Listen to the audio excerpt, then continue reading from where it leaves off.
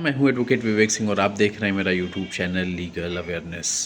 Please इस channel को like और सब्सक्राइब कर लें। धारा 307 यानी अटेम्प्ट टू मर्डर जिसको हम लोग जानते हैं, जो अब आईपीसी में तो 307 थी, अब जुलाई से बदल गया है सेक्शन, तो अब 109 है जिसको कहते हैं हम लोग हत्या का प्रयास यानी अटेम्प्ट टू मर्डर।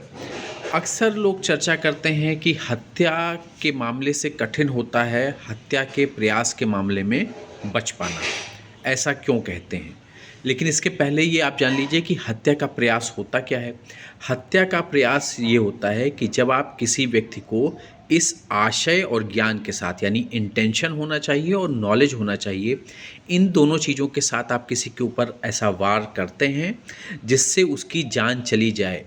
आपको ये लगता है कि उसकी जान चली जाएगी मेरे ऐसे वार से, पर अनफॉर्चुनेटली आपके लिए और लाइकली उसके लिए वो बच जाता है। और तब होता है कि आपने किया है उस व्यक्ति के हत्या का प्रयास। आपका इंटेंशन था उसको जान से मार देना, आपको नॉलेज थी कि मैं ऐसा वार कर रहा हूँ जिससे उसकी जान चली जाएगी। जब इन दोनों कारकों की पूर्ति करते हुए आप ऐसा हमला कर रहे थे और किस्मत उसकी ऐसी थी कि वो बच गया, हाँ, तब कोर्ट कहती है या ये सेक्शन लगता है कि आपने किया है हत्या का प्रयास। हत्या के प्रयास में सज़ा आजीवन कारावास तक की हो सकती है और कम से कम 10 वर्ष की तो होनी चाहिए।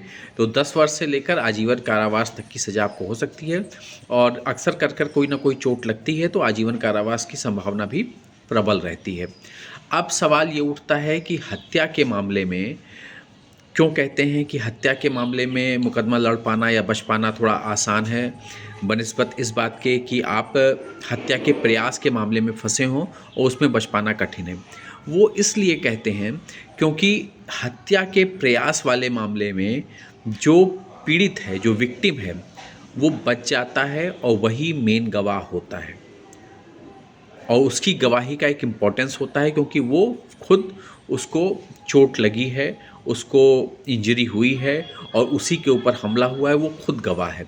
और हत्या वाले मामले में, जो हत्या के मामले हैं उसमें ये होता है कि कभी सर्कमस्टेंशियल एविडेंस होते हैं, कभी अलग तरीके के एविडेंस होते हैं, कभी कभी ऐसा होता है कि बचने का चांस होता है क्योंकि डायरेक्ट एविडेंस नहीं है। लेकिन हत्या के प्रयास के मामले में डायरेक्ट एविडेंस वो खुद आदमी है जिसके ऊपर चोट लगी है, तो इसलिए ऐसा होता है कि उस मामले को थोड़ा कठिन माना जाता है कानून की दृष्टि से। बाकी हर केस अलग अलग वैरी करता है और आपके लॉयर कौन से हैं उसमें से वो कौन सा पॉइंट निकालते हैं, तो उस आधार पर बहुत कुछ निर्भर करता है। प्लीज़ इस चैनल को लाइक और सब्सक्राइब कर लें जिससे मैं आप तक लीगल अपडेट लाता रहूं। अगर आपको वीडियो पसंद आया है तो प्लीज़ इसको लाइक करें, शेयर करें और अगर आपको कोई बात कहनी है, कुछ आपका कोई पॉइंट ऑफ व्यू है तो आप इस पर कमेंट भी कर सकते हैं। नमस्कार, धन्यवाद। मैं हूँ एडवोकेट विवेक सिंह।